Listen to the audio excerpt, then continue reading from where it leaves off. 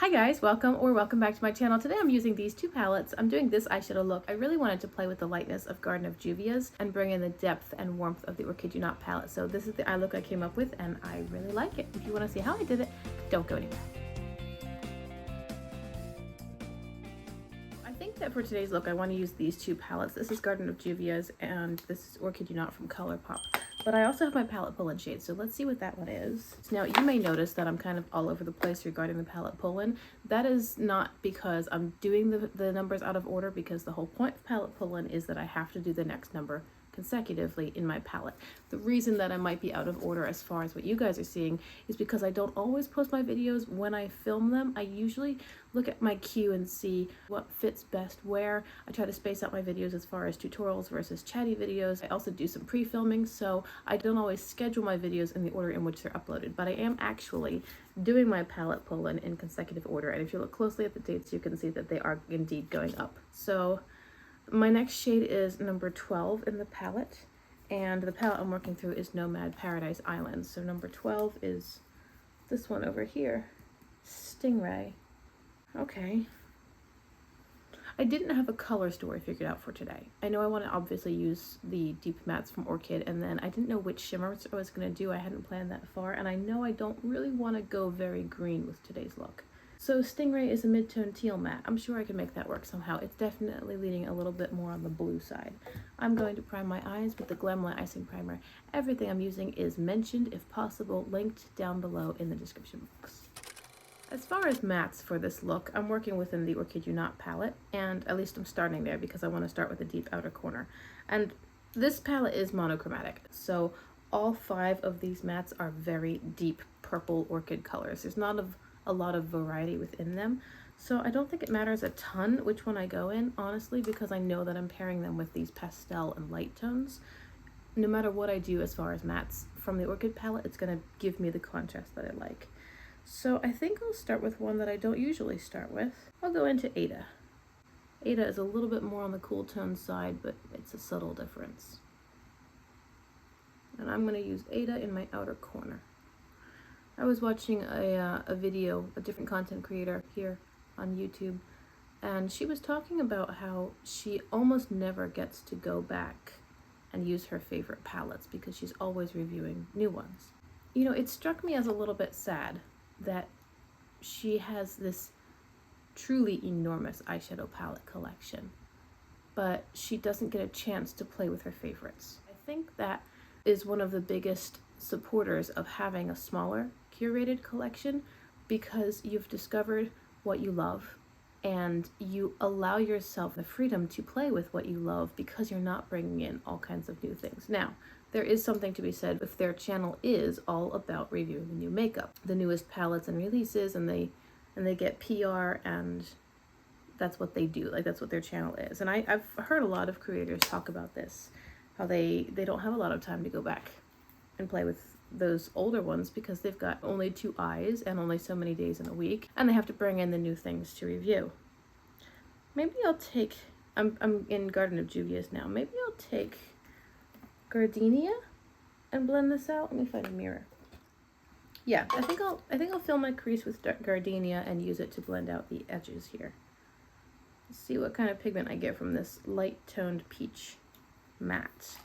Anyway, I've heard a lot of creators mention this recently, where they just have so many palettes and they don't get a lot of time to play with their old favorites. And I just felt like that was kind of sad. I understand, and I guess that's the name of the game, where if your YouTube channel is all about reviewing the newest things and you get PR sent to you and that's what brings you the views, then that's what you have to pursue. And it really makes me question whether or not I want to have that kind of a channel, like for that purpose. And I don't think I do, because eyeshadow at some point does start to get old. You know, the shimmers won't be as smooth or creamy, the mattes won't be as pigmented, things get a little dusty over time, and I'm sure it's well past expiration dates, but after some years the palettes just don't perform as well. And if I had found favorites and never got to use them again because I was so busy bringing in other things, I think that would make me a little bit sad. In fact, my channel pretty much never reviews new things because I'm always on a low buy or a no buy, and practically everything I buy is secondhand, so I don't get the new things hardly ever. And I'm really okay with that. I am okay with that. I want to bridge this gap a little bit more, so I'm going to grab the pink matte. It's called Peony. And I'm just going to put this over here. Yeah, okay. I am not a channel which is able to review the newest palettes all the time. I do appreciate their channels because when I'm looking to buy something, I check out what reviewers have to say. What's the quality like? What's the color story like? Is it cohesive? Is it easy to work with? Is it a good formula? What's the packaging? And I get opinions from people who have similar eyeshadow preferences so that I know that I pretty much agree with what they've said in the past. But I don't think I want that to be my channel because, again, I don't have the funds for it. But more than that, if I had these absolute favorite palettes and I never got a chance to go back and play with them, that would for me feel a little bit sad.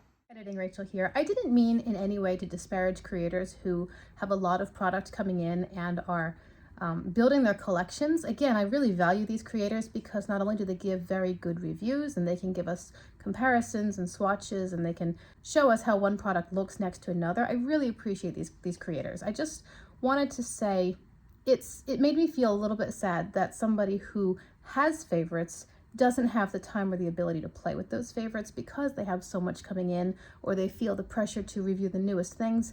And I really like, for example, Aniela Knyqvist. We all know I like Angie, but one of the things that she does is she makes sure that she highlights some of her older palettes. She might do it in a member exclusive tutorial or a chatty get ready with me or something where she's using some of her old favorites and still being able to enjoy them even though she has a huge collection. So this video wasn't intending to disparage or talk bad about anybody whose channel is focused on reviews and new products. Again, we all appreciate them for that reason. I just was talking about my own reflections on what I want for my channel and my lifestyle in general. So I hope that didn't come across as anything to try to put down any other creators.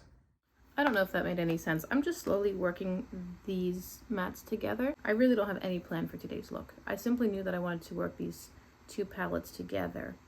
I don't know what shimmers I'm going to go in with. I am having a harsh line right out here. I am having a lot of trouble getting this this matte to blend, the deepest matte to blend. I'm not sure why. And it's kind of getting out of hand over here. Okay, overall I think that's looking very pretty. Very soft and pink leaning wine. I think that's pretty. Now it's time to choose some shimmers. Let's go back into Garden of Juvia's. I'm going to do blue-green on the lower lash line because I have that palette pull-on shade, which is, remember, the blue-leaning teal matte. That's a mid-tone. So that's my plan for the lower lash line.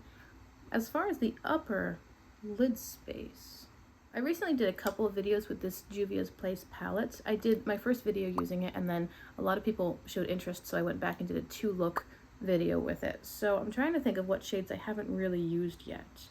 I think I did not use Purple Orchid. That's the one that's jumping out to me as one that I haven't used. So I think I'll pick that up with my finger. It is a purple blue sort of color. So I'm picking up with my finger and I'm gonna lay that down on, I guess, I like to start at the center of my lid. If I'm not totally sure what a color looks like or how it's gonna look with the rest of my lid, I lay it on the center, and that gives me some leeway to decide, okay, do I need something lighter at the inner corner, or is that okay? And do I need something darker, to work it into the mattes at the outer corner? So, ooh, that's pretty. All right, I do not need to transition with another shimmer into the mattes, but I think I'll leave the inner corner light and maybe do a wraparound color with the blue-green shades, making sure that I angle my finger up and hit the hood so that whatever is covering my lid space is still showing up. I'm going into my palette pull-in now. Again, the shadow is called Stingray, and I've got a small blending brush. This is a B2 from Blend Bunny, and I'm going to grab Stingray and I'll just put it on my whole lower lash line. I have to say I've been impressed by this palette. I think because it kind of I think because it kind of lacks depth, it didn't jump out to me as a standalone palette. It does have one deep shade, this one and this one, but they're both more deep mid-tone. They're not very, very deep. So I look at the palette and I think, okay, well, I need to pair it with something, and I don't know. But now that I'm using it as a palette pull-in, almost every time I use it, I'm pleasantly surprised by the color payoff, the formula, the performance. It's really quite good. So I'm excited because, again, I wasn't reaching for it, but now that I know how it can perform, I'm like, oh, actually. And it has a lot of fun, bright Caribbean sorts of colors, which I do like. Oh, here at the outer corner, I'm just dragging that orchid shade a little bit to deepen what I've got going on in the lower lash line. I'm really having trouble with this harsh line over here. I might grab orchid and work it a little bit more, but in the meantime, let me figure out the rest of the look. I think I want to take green to tie in a little bit with my shirt, because right now it looks good with my shirt, but especially because of this palette pull-in shade, it's very cool tone and very blue leaning. It's starting to clash a little bit with the grungier green of my shirt. So I'm gonna pick up a green.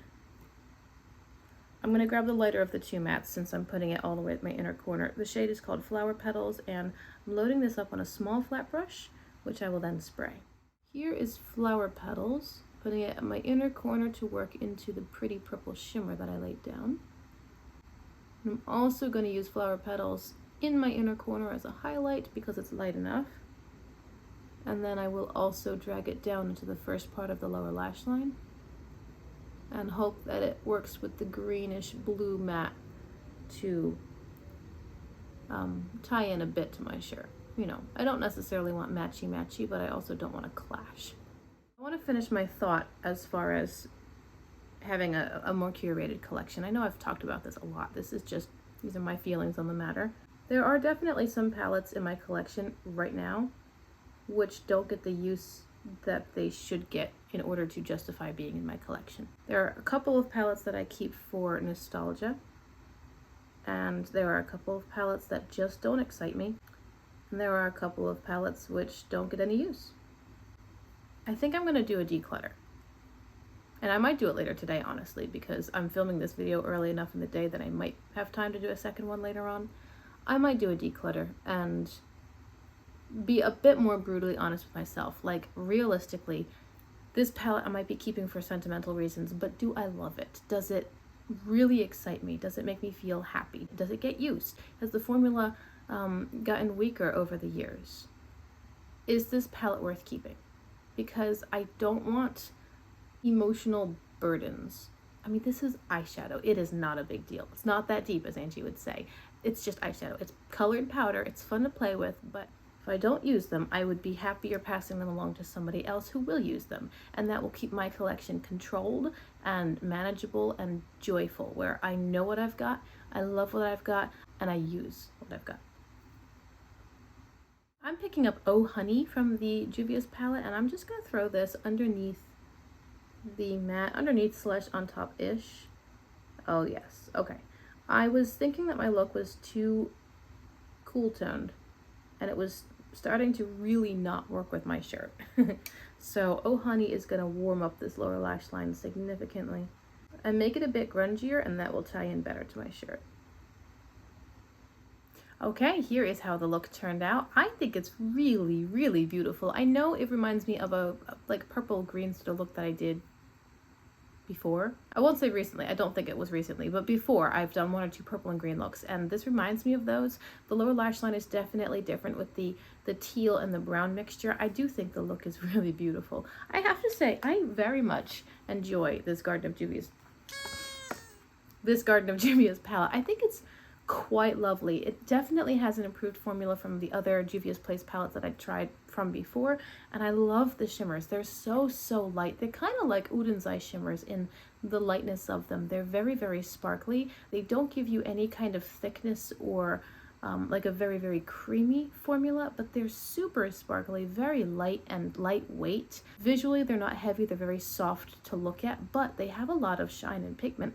I really like the shimmers and even the mattes, but especially the shimmers in this palette. And it's one of the few times where I would say I do prefer having more shimmers than mattes, because this is a great companion palette for so many other things. I mean, Exhibit A is what I'm wearing today, pairing it with the Or Kid You Not palette. So let me tell you what I did to finish it off. In my waterline, I used this shade from ColourPop. This is Fluffy. And then I didn't do any kind of winged eyeliner. I just put on some mascara. On my face, I have the Frosé palette from BH Cosmetics. I actually used 2 highlighters in here. I used the deep pink one, and it ended up looking more like blush. And I kind of put it up too high, so it was like a very Rachel level of blush draping. And I dipped into the white one. So I've got 2 highlighters on and nothing else on my face besides concealer and a little bit of powder. And then on my lips, I have the ColourPop lip oil. This is the color Hey. So here's everything, and I do really like it. I really, really like it. Let me know what you think. I'd love to hear your thoughts. Of course, I appreciate you so much for your time, for clicking on my video. I hope you've enjoyed it. Remember to consider subscribing if you haven't before and you want to see more content like this, because I do upload several videos every week.